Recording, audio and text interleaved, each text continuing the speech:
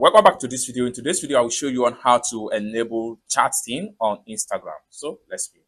But before we dive into the tutorial, if you find this tutorial useful and you are very new to this channel, remember click on that subscribe, turn on the notification bell for more useful tutorial like this. So with that being said, let's get started.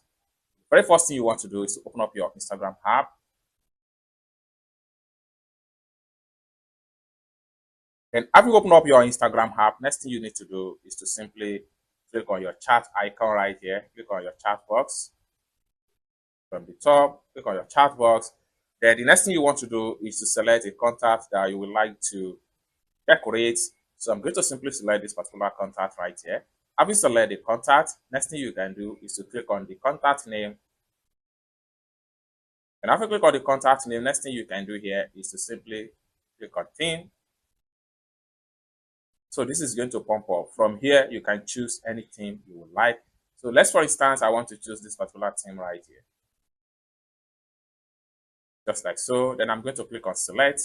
So by the time I simply go back to the chart, everything is going to be changed. It's as simple as that. So basically, this is how to enable chat theme on Instagram. I hope you really got value for this video. If you find this video useful, give this video a big like.